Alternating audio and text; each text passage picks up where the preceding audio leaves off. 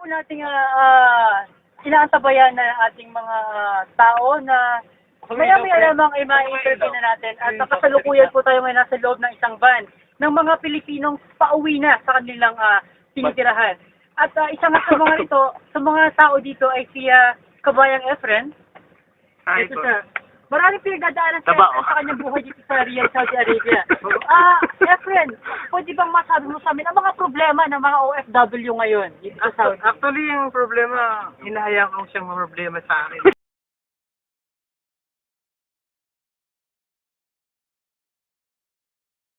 Under the strobe lights, we can let go of it all. After midnight, partying until tomorrow. Whatever happens tonight, will stay right by my side. So let's enjoy this celebration. We're gonna party. It's a celebration. Celebration.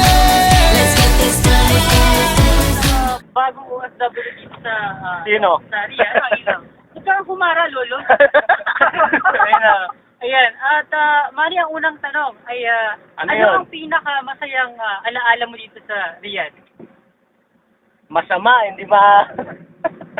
Marunong ka ba? Ikaw na ang reporter. Hinihiram mo na kay Japet. Ikaw nga. Ikaw na dyan.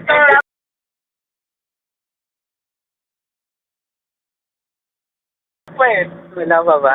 Ibigan kita. Wala pa. Nabagay ka ng ilang mga bagay na sa tingin ko ay hindi malilimutan ng isang Manny Pasalo. Yung kinain natin kanina, yung mga kalimutan yung Shawaya, syempre. Ang pamilya ni Ronald Recto. Ang pamilya ko, okay naman sila doon. Masaya naman sila. Nawala ka?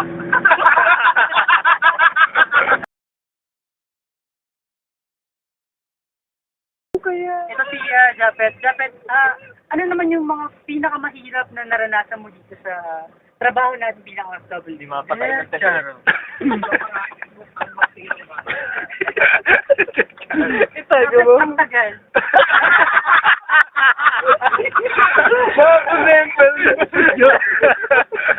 Nakulit ako.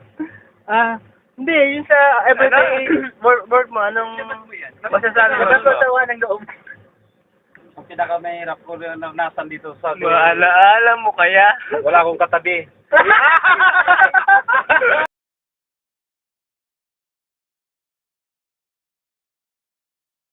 Bahagi po ng buhay ng mga OFW ang peligro at disgrasya. At kanina nga lamang ay mutik na kaming mabangga habang ginagawa ang interview, ang documentary na ito. Pero salamat sa Diyos at wala naman nangyari. At pinagpapatuloy po natin ang panayam sa mga Pilipino na nandito ngayon. At gusto po namin ipakilala, walang ibang nasa Manibela at katabi ng Manibela, si Cambio? si Louie at si Flynn. Years, ano ang masasabi mo dito sa Saudi? Dito sa Saudi? Harap sa camera po. Madami. Actually, wala. Ang gulo mo, Day. Alam talaga. Ayun, marami ang makikilala sa ibang tao. Tulad lang kanina, alam ko na. May isang pako na nagipag-usap sa pusa. At nagbabay pa siya, mga kapatid. Kala nagkaintindihan sila ng pusa. Maraming salamat, Fred, sa iyong napakagandang pagbabahagi.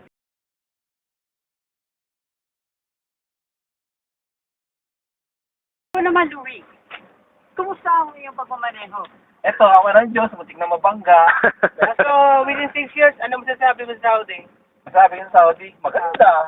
At naririto pa rin tayo ngayon sa lugar kung saan kung tawagin nila ay malapit sa Kingdom Tower. Ito yung isa sa mga tourist attraction dito sa Riyadh, Saudi Arabia. At kakapanayamin natin ngayon ng isang Pilipino na nakilala natin dito sa Kingdom Tower. Excuse me? Kausapin lang natin. Yes? Maaari ka ba na nakapanayan? Kaya kapanayan mo na ako. Okay. Ayan. Pwede mo bang sabihin sa amin ang mga karaniwang ginagawa ng mga Pilipino dito sa Riyadh, Saudi Arabia? Kanina ginagawa, siyempre nagtrabaho. So, anong ginagawa mo dito ngayon? Oo, nanonood, nagtatrabaho pa rin. Mapalad tayo na nagkaroon tayo ng pagkakataon upang Hindi naman para makilala, makilala at matunghayan ang mga kwento at ang mga istorya sa likod ng mga harap. Mas marunong ka pa. Ikaw na ang reporter. O sige. Cameraman ako. Ito ang istorya ng mga OFW dito sa Saudi Arabia. Kahit maraming epal, okay lang. Tuloy ang buhay. At ayan, no. Maraming salamat at patuloy niyo subaybayan ang istorya Mag-interview ko nga. ng mga OFW. Oo, interview ka At ang gusto mo na sa istorya ulit? Oo. Hindi ba pala tayo tapos? Hindi pa. Okay, sige. Madilim. Nakilala natin ngayong gabi ito si Lapit mo. kasamang Japet. Okay, so Japet, ano ba yung gusto mong ibahagi sa amin? Bilang isang Pilipino, Okay naman. Kahit mahirap ang trabaho, patuloy ang buhay. Aywa! Kailangan natin yan. Sa ating pamilya. Kahit naghihirap, masaya na nagpapadala tayo ng iyak para sa pamilya. Iyak na yan. Ano masasabi mo ngayon? Kung magsalita ngayon, ako yung unang dating dito, pagkalungkot. Ano mga bagay na Bawal bumarik. bawal manigarilyo sa nawa. Kahit ako hindi manigarilyo para parik, bawal talaga, malungkot. Bawal mong babae. Manlalaki ka! Hindi manlalaki. Ay kasi hindi ko 40. Bawal ano? Hindi naman ako nagmana kay mama. Ma'am, babae? Sabi mo lang. Namimiss mo yung kaping barako? O yung barako? Ay kasarap pala ng alikapi dito. Alikapi? Nagigising ako gayon eh. Pinagpahit ang kaping barako sa Dito sa Saudi, nakaka-adjust na kahit pa paano. Adya. Nakakapagpadala na sa aking inay Okay. at sa aking ama. Lubat na.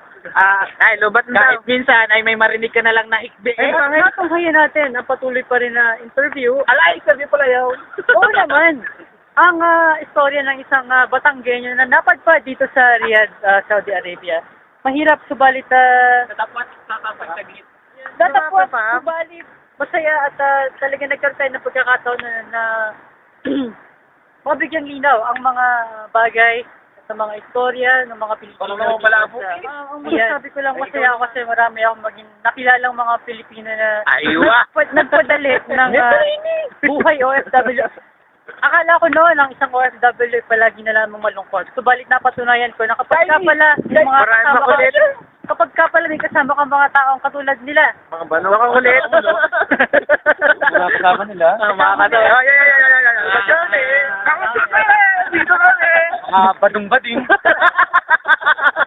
Okay.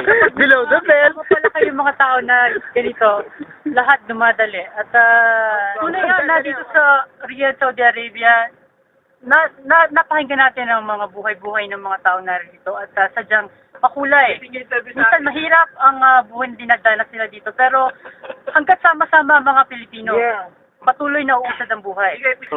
At ako pa rin ang inyong naging kasama ngayong gabing ito, si Alan dito sa Riyadh, Saudi Arabia.